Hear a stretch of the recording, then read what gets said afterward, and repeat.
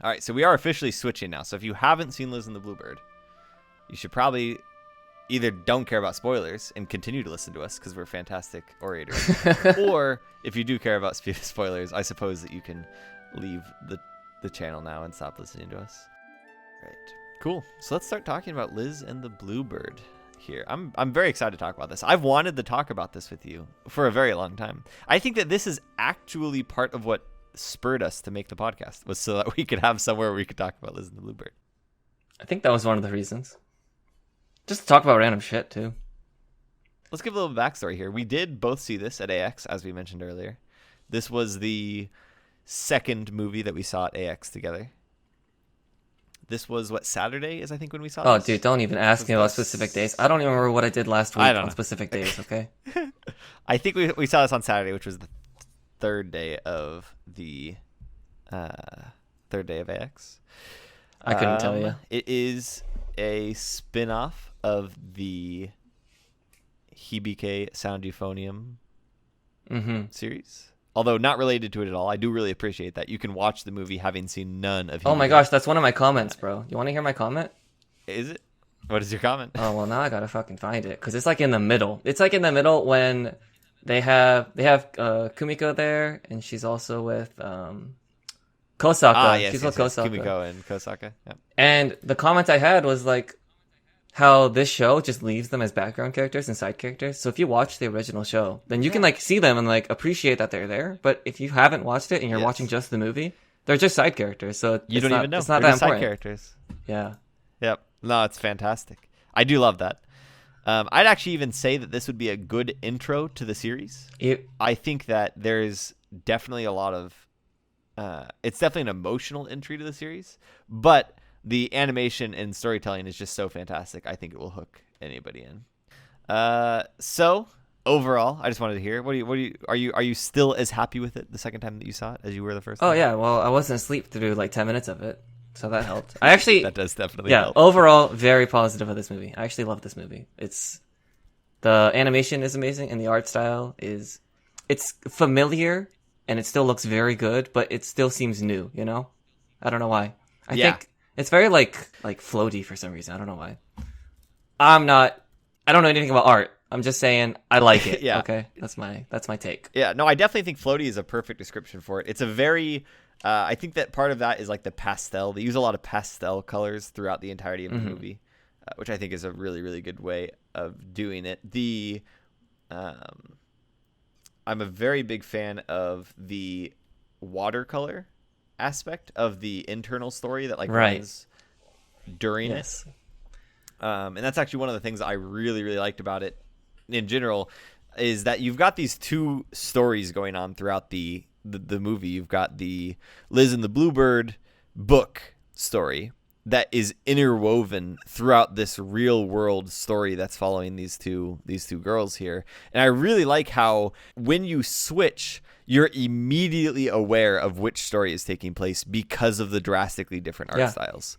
The very first frame you see of the Liz and the Bluebird story, the storybook story, after the real story, you're immediately aware that there's something else going on because it's so vibrantly different. The movie starts with Liz and not the two girls. Yeah, it starts with Liz and the Bluebird. So, and it's like very watercolory and like all the animals are around her, so you know it's kind of fairy tale like. Yeah, it's very pastel, very bright, or not pastel, sorry, it's very bright, like vibrant colors. And then when you go back to the real world, it's a lot more toned down. There's much less saturation mixed in throughout all of it, which gives a very good, I feel, ambiance of the two stories in general. You see, this like fairy tale world, and then the real world is much more grounded in, non-crazy vibrant colors, which is really nice. I do remember when the movie started, the opening soundtrack this is the real movie, so after the storybook intro, the opening sound stage scene is honestly one of my favorite scenes in Is that when she's waiting for yeah, when she's waiting, and then when she follows her up to the when Mizore follows the audio Nozomi room up the stairs and stuff. Yeah, yes. And you hear the footsteps, and it matches the beat. And the footsteps are like there. The wind, it's in tune with the music. It's so well done. The animation is just gorgeous all the way through. And the audio in general I think that the audio is probably the biggest selling point to me on this movie in general. Is throughout the entirety of the movie, there's all of these things that they added that they really didn't need to, that adds so much realism to the movie. There's a couple of things I listed here of just noticing as I was watching the movie. When they turn on like a faucet, it sounds like there's like a faucet in the room with you turning on. They have a scene where one of the characters is writing on the wall, and you can actually hear the pencil scraping against like the hollow wall.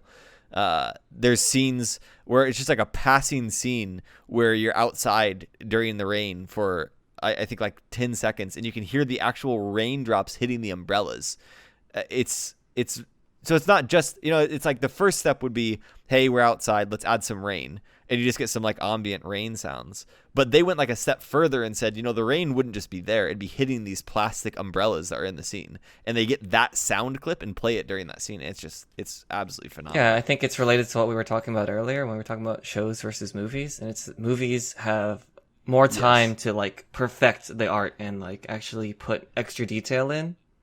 I think that's pretty nice. Yeah, absolutely. That they were sitting there and they're like, oh, hey, we have this scene. What can we add to this scene? And they say, okay, hey, look, like, there'd be this, thing going on in the scene. We don't have sound for that. We should add that sound to it. And someone went outside and like, sprinkled water on an umbrella and recorded it and brought it in. Okay, hey, let's play this in front of everything. It's fantastic. I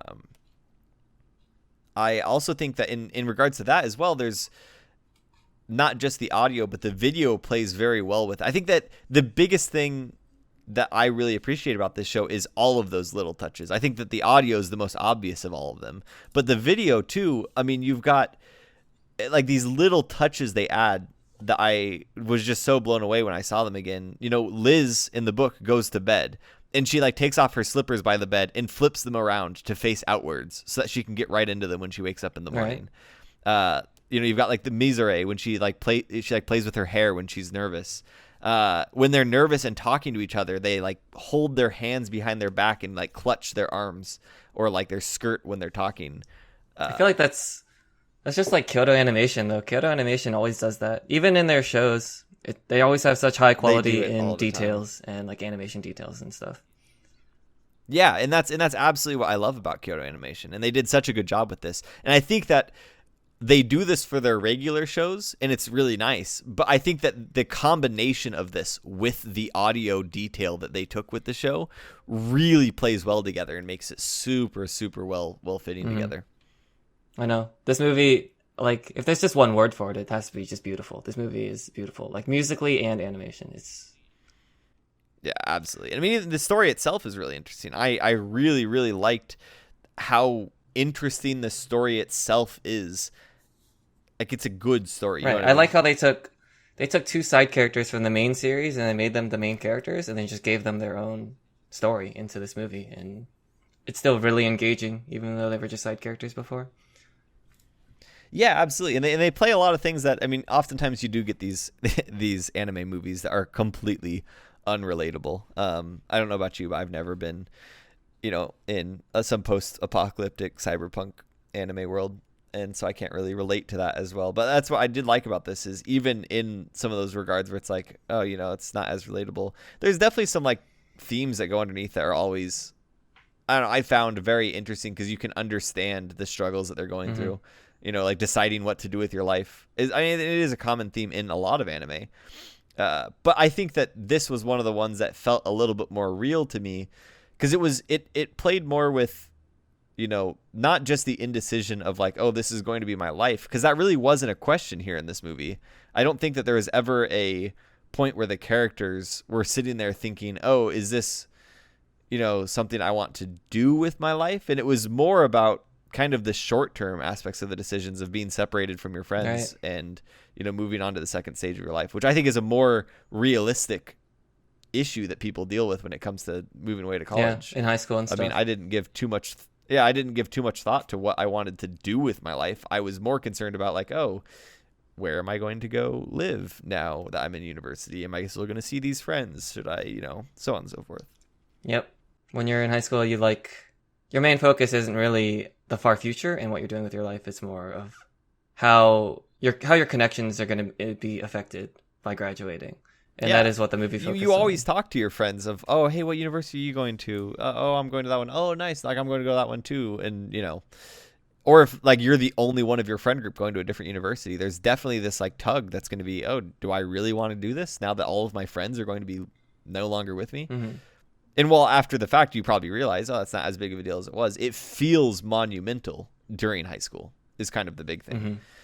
And I feel like they captured that very well with this movie when you see Mizure struggling with that. Yeah. And all of their friends knew it too. They didn't really comment on it too much though, but you can see in a lot of scenes, like especially the one before the festival when they're in the piano room, and yeah, the friends notice that Mizore is just gonna go to a music school if Nozomi does, and they know that's pretty unhealthy, but it's okay. Yeah, no, absolutely. You see like the sideways glances and all of that going on. It's very obvious from the get-go that it's not necessarily healthy is a good word for that. It's not a healthy thing. I did really like that scene too. I thought that was a really interesting way to show, I guess in my mind, show how much further advanced Mizure was as a musician and how much more embedded it was in her life than in Nozomi's. Mm-hmm. I liked that scene because it showed how there's like subtle animations that the friends have where they know what's going on, but they just don't really want to comment on it, because it's not really their business. Yeah. And you can tell, I think that's the thing that's crazy about the animation to me, is that you can actually tell just from looking at these characters how they are feeling by these small, they're not huge things. It's gripping the pencil more tightly. It's the sideways, I keep saying sideways. It's the sideways glance, right. It's these very, very minute motions, but they're very human emotions. And you can tell right away, like, oh, she's, stressed about that. She thinks that's, not a good move. So yeah, that was definitely a really big thing as well for me. I love that scene. That was one of the better scenes in my opinion. Yeah, I really like that about shows or movies that do that. They have very subtle signs to show things instead of just having very explicit exposition. I hate exposition where they're literally just talking to another character, but the whole purpose is to talk to the audience. I hate that. It always grinds my gears. Yeah, no, absolutely. That's the biggest thing. I actually have a note in here about that, about how they never once say, at least as far as I was aware, I was trying to keep track of it throughout the movie, but they never once say, Mizure is feeling sad. Right. They never once say they're feeling out loud at any point in the movie. All of it is subliminal messaging that you're getting from the actions of the characters or the way that they talk to each other. We all know that Mizure is feeling very uncomfortable and like in this kind of malaise about leaving Nozomi, and just in general, she seems as a very, melancholic person. But not once do they mention that out loud in a way that, the user is being told what's happening on screen. And I love that because I agree with you. It's one of my biggest pet peeves is exposition, especially when it's useless exposition. Like when they're talking about what's actually happening on the screen. Right. It's like, I have eyes. I'm looking at it right now. And especially with anime, it's even more frustrating because you have to read the subtitles. So it's not just like, oh, you're telling me what's happening. It's like you're distracting me from what's happening by making me read the text. Like it's very frustrating. Even the comedy in the movie, there's a few comedic parts, and they're all pretty subtle as well. Such as, at the very beginning, there's that scene where just the girls are hanging out and they're talking about what they're eating for breakfast. And the punchline is literally just their conversation. That's what the funny part of the whole conversation. Yeah. So, yeah. I think that's a sign of good writing, is where just having characters talk to each other in a normal sense is a good sign of comedy. Yeah, exactly. Yeah. No, absolutely. One of the things I did really appreciate about this movie, and one of the things that makes me feel really good about, like, I would definitely be willing to recommend this to someone who isn't necessarily a huge anime fan, is how they added the idea of, like, going to the pool with friends, which is a very, like, typical summer thing to do, without actually adding in some, like, fan servicey pool scene. which would have just so cheapened the movie, in my opinion. And they did such a good job. I wrote with the exact same thing, which is that, okay, I literally wrote that one of the best things about this movie is how open it is for new viewers. And that's because the story is mostly self-contained, right? And there's also no fan service. I hate fan service. When, like, the shirts are too, like, short. Or, sorry, the skirts are too short. And stuff like that. And they had this scene where the whole plan of all the characters was to go to the pool and hang out. Which I can talk about what happens before that in a sec, because I really like what happened before that. But a lot of anime has, like, a swimsuit episode where they go to the beach or the pool, and it's just all fan service, you know, to gather views or something. I don't know. It's like Twitch TV. But this movie completely skips over it. They go, yeah, let's go to the pool. Next scene, she's just showing a picture on her phone saying, and like very happy about it because she's with all her friends at the pool. And then they moved on. Didn't even reference it again. Wow, the pool was so fun. That was like the biggest brain decision they could have had. Yeah, no, I absolutely agree with you. That is like that's literally what my entire point was. Is I think that is the just like the best way of including something that is a very realistic thing to do and adds, you know, intrigue to the plot without cheapening the story by any means. Let me tell you something that I really enjoyed before that pool scene. It actually is the purpose of the pool scene. But Ririka, she's the very like soft-spoken girl who sounds really cute, and she's always like Desu, right? That girl. Super cute. I love her. Honestly, my second favorite character in the show. We can comment on that in a second. But she's always pushing to spend more time with Mizore, even though she's kind of cold. But throughout the movie, she sees that she's making her own reads and everything. And when they're doing the auditions for the concert band or whatever, I don't actually know how bands work that well. I still like the movie though.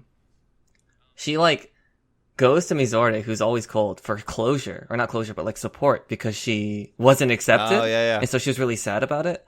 And then the next scene is Nozomi asking Mizore if she wants to go to the beach, and Mizore is like, oh, can I invite one more person? Which is super rare for her, and that's why Nozomi was so like, so surprised that she would back at it. Offer to invite somebody else. And the reason she invited somebody else was because Ririka was so sad about not getting accepted. And so that was the purpose of the beach scene, was to show that Mizore is like accepting more people into her life. And I think that's just like such a beautiful way to put it. They don't explain any of that, but when you watch the movie 2 or 3 times, you get all that information. It's so obvious. It's so good. It's so obvious. I just love that scene. Also, that's the origin of the happy ice cream scene. And I love the happy ice cream scene. Yes, which is also one of the better scenes of the movie. Yes, 100%. That is such a good scene. No, I love that scene. And there's so much that you do pick up on a second rewatch. Like I definitely remember, I mean, throughout the entire movie, you're left to come to the conclusion, basically, that Mizore is the bluebird in the story and Nozomi is Liz. Is kind of the implication that they make, that Mizore is, you know, the one that is the other way around. Mizore is Liz and Nozomi is the bluebird, and Mizore doesn't want to let Nozomi go. And that's kind of like this whole kind of background story that it is. And when we get closer to the end of the movie, you start seeing that it's actually the reverse of that is true. And I thought that was a really interesting story narrative that they did. Throughout the whole movie, they have Mizore trying to say like she wants to protect her bluebird, which is Nozomi. And they just switch it up completely at the very end.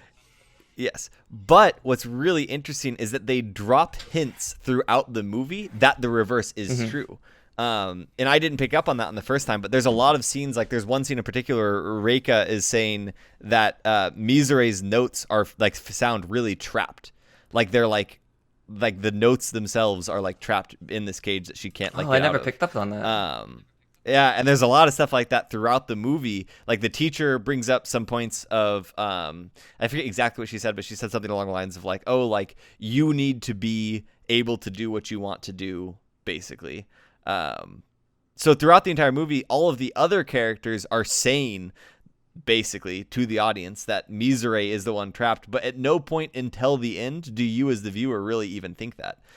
Until they want you to think that, which is like the very, very end of the movie. That's like the most explicit scene is when the two girls are realizing who is who, but they don't actually say who is who, right? They still leave it up to your implication. Yes. Oh, I know. So yeah, that's what I mean by like explicit exposition. They still just completely skip over that, and I just love that. Yeah. Oh, I love that. You're so right. They do so good. Who is your favorite character in the movie? Okay. I was just about to ask you because you said Ririka is your second favorite, right? Yes. And I had a question on my little notes. It was literally, who is best girl? And my answer is, they're all best girl. That's when you know it's a good fucking anime, is when they're all best girl. That is true. That is absolutely true. I would not pick best girl. I think that's the wrong question for this movie. Okay, anyway. you're just saying who's my favorite. That's tough. That's tough because every single time Kumiko popped up on screen, even though she's a side character and has maybe 10 seconds total of screen time, I always took a screenshot because I fucking love Kumiko from the original series. So it's unfair to say that Kumiko is my favorite, but she is. Whatever. I would say that the person I definitely enjoyed the most being on screen would be Mizure. I do think that she's the biggest driver of the story, and I think that almost any other character could have been a worse version of themselves without the movie suffering. But if Mizure was any worse of a character, the movie would have definitely suffered for it by a lot. I think she's just a very pivotal character in the movie, if that makes sense. Suffered by quite a bit. Well, she was the main character, so she had the most build up and the most screen time and the most change. Yeah, that's fair. But there's definitely some movies and shows where the main character can be less good. I mean, that's one of the things, like, for instance, when I'm watching Full Metal Alchemist, again, is I'm realizing that, like, Al and Ed are honestly some of the weakest characters in the entire show. And they're the main characters. And the show is carried so hard by its supporting cast. So I think that that's not true of this movie. I think that the main character is the most important character in the show. I will say, though, like, that's the thing, is that's why Ryuka is my second favorite, is I did enjoy every single scene with her in it. Like, I got excited when I see her. Because she's so cute. So she's adorable. She is so cute. She's adorable. Let me see if there's any other notes I wanted to say. All of my notes were in, like, chronological order because I just took them as I was watching. I see, yeah. And it's... I don't know. So we were kind of jumping back and forth a lot. I had 2 points I wanted to talk about that are kind of meta points. So you can talk first, because these are kind of more about the movie It's okay, itself. man. You can go with meta points. Okay. So one thing I did want to say is the voice actor for Liz is, like, really young. I don't know if you saw that discussion going on in Discord when we were watching. She's like 16, and she did such a good job. She was 14 during production. Oh, is it 14? Oh my gosh, that's insane, isn't it? Like, she did such a good job for being 14 years old. I was blown away by that. And she's the voice actress for Liz, right? Yes, for Liz in the book. She's also the voice actress for the Blue Bird in the book. She did both. No way. She's Yep. both of them? My note was like, Liz really and cool. the Blue Bird are played by the same girl. Talking to yourself like Family Guy Lamau. That's what I wrote. That's really funny. And then the second one I wanted to bring up is something I did talk about in Discord, but I want to talk about it again because it's such a crazy thing to me, is the guy who did the music for Liz and the Bluebird. Did you see any of that? I saw a little bit. You listed off a few things that he also worked on. Yeah. So I just want to list off what he's worked on, because he has worked on, at least according to AniList, he has worked on only 7 movies. He is only credited 7 times on AniList. And those 7 credits are Ping Pong, the animation, Good. Koe no Katachi, Devilman Crybaby, Liz and the Bluebird, Boogie Pop, and then some Cider no Yu Kotobi, like, I don't know, some one-off thing that's like a new movie that's not out Let me address one of those. I don't know what Boogie Pop is. Is that like a popular movie or show? It's a currently streaming one. Oh, okay. So I have no idea what that is. Okay. Because I don't follow anything anymore, unfortunately. And another one is, I hear Devilman Crybaby has a lot of praise to it. And it was like a Netflix show, right? Yeah, it's really good. I am not a fan of the original series. I haven't watched the original one I'm either. not a fan of the original series, but it's really good. But, like, I just wanted to bring up Koe no Katachi that's another movie that I definitely think had a fantastic soundtrack. So I am really a big fan of this guy, apparently, without even knowing it. And I will be following him now. Yeah, Koe no Katachi was super good. And also Ping Pong the animation. I love that soundtrack. It is. It's fantastic. It's seriously so good. And you just realize that it carries all of these stories so well. Right. The hero's theme in Ping Pong is just like, you hear it from episode 1, and it just like hypes you up until episode whatever, like 12 or whatever It it gets you is. so good. Yeah. We could probably do Koe no Katachi. I don't want to review like every other episode. I think that's too much of a. That's a bit too much, I think. Yeah. I won't mind talking about anime that often, but like not reviews, because reviews are kind of more of like it's more investment. Let me think. I think, at least, like, I enjoyed watching Liz and the Bluebird again, but I definitely felt a little bit more like pressure watching it, thinking like, oh, I'm gonna have to talk about this. I agree. But I think if we host reviews as separate episodes, like I mentioned earlier, it would actually not be too bad just to do like really short episodes on just reviewing something. Yeah. I mean, there's definitely like Liz and the Bluebird. I think is something we both really, really enjoyed.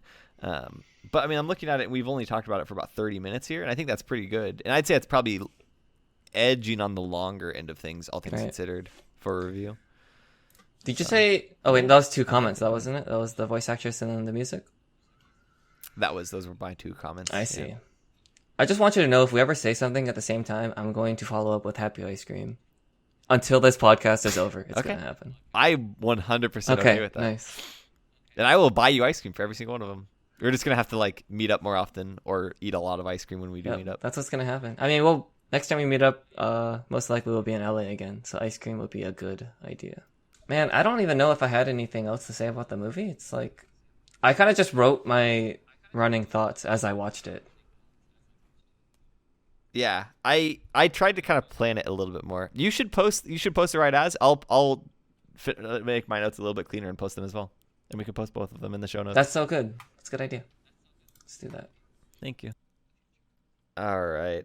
Well, I think that's it there. I have to feed Victoria. She's come into the room now 4 times, giving me very angry looks because she hasn't eaten dinner. Quit talking to your boyfriend and give me some goddamn food, Samuel. Seriously. That's actually how she feels. So. I'll see you later then, buddy. All right. Have a good one.